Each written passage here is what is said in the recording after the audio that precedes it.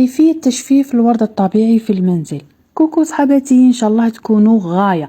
هاد لا فيديو موجهة لزبوناتي حبيباتي خاصة والاصحاب المشاريع عامة. كيفاش نشفوا الورد الطبيعي قبل ما نخدمه في الكادر ويخرج لي شباب وما يخسر ليش كيكون في الكادر. اول حاجة لازم تتبعوني خطوه بخطوه، حاجه سهله باسكو وليت ديفا كاين ديفا وحدات ما يكونش عندها الوقت باش تجيب لي الورد ولا ما تكونش عارفه كاع شكون يبيعهم ولا شي. يسرى هذيك تاع يخسر لها الورد. كيما هاد الحاله شوفي كيفاش الورد هنايا راه خاسر، ها راه مصوف، هذه ما تصلحش. دروك بعد كنا شاه البوكي تاعك غادي ينقص الورد، ينقص لك تبي فينالمون تبي الكادر الورد ناقص. شوفي هنا هذه الحمراء شوفي كراهي مصوفه بالنواغ.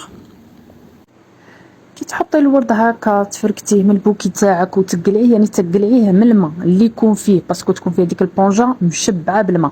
تقلعيه من البوكي تاعك وتفركتيه كيما هكا باش يكون بعيد تماما على الماء ويكون بعيد ثاني على اشعه الشمس، خاصه اشعه الشمس. شوفوا هنايا بعد ديري له تعلقيه، تحكمي الساند هذاك اللي نديروه فيه القش، تحكمي كل ورده بمساك وتخليه تعلقي هكا في الشومبره، تكون بعيده على الضوء تكون بعيده على الماء. هذيك الشومبره من الاحسن هكا يكون مدلي للفوقه، عفوا يجي مدلي تحت هكا باش ما يحافظ على لا فورم تاعها، ديك الورده تحافظ على لا فورم تاعها. وهذه الطريقه الثانيه. هنايا مرحبا بكم، راكم مع المباشر في لاتولي. الطريقه الثانيه راكم تشوفوا هذا الورد اللي راه في البوكي، هذا ديجا جابوه لي ناشف، مالي جابوه لي ناشف، لي كليون تاوعي جابوه لي ناشف، راه خليته في البوكي بلا ما بديت نخدم بهم. بون مي هذاك الورد اللي راكم تشوفونني فركتاته هكا وحطاته، هذيك ثاني طريقه اخرى، تحطيه هكا تفركتيه وتخليه ينشف غير على الهواء وبعيد على الماء وبعيد للشمس. اكدوا لي على هادو اثنين. بون بعد ما ينشف راح تسقسوني قبل ما هي المده اللي تنشف فيها الورده. هذه تبقى حسب كل نوعيه الورده، باسكو الورد فيه انواع.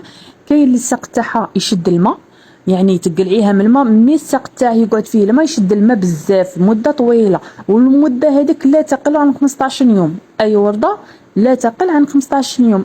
يعني لي كليون دي فوا يجيبوا لي ورد جديد بعد يتقلقوا تقول لك كنت ترسل لك يا درا. بعد ندير لكم فيديو هذوك تاع لي كليونت اللي ما يعجبونيش جست نسعق معكم. بون تقول لك قلت لك تقول تحكم هذيك الورده يتحكم الماء بزاف، يعني تشد مده بالك 20 يوم. وتختلف تجفيف الورد يختلف من الشتاء للصيف، يعني كل موسم ويشعل ياخذ مده في التجفيف الورد. بون بعد ما تنشفيه تكمل هذيك المده، الان تقدري تخدمي به وتبدي الكادر تاعك. يعني والورد يكون شباب مستحفظ على اللون تاعه، وزيد من بعد ما يخسر لك شويه ويعيش مده طويله. الحاجه الثانيه اللي راها مهتمه بهذا المشروع خلي لي كومونتير باش ندير لكم تفاصيل كيفيه البدايه، باش نبداو كيفاش نخدمه، ويعني وديروا مشروع على رواحكم ودخلوا دراهم لسيدي. وما تنساوش اللي ماش معنا ابوني اول مره يشوف الفيديو وزيد جيم كومونتير شباب، وحفظ الفيديو ولا حفظ الفيديو تحتاجه من بعد، وشويه بارطاج. سلام.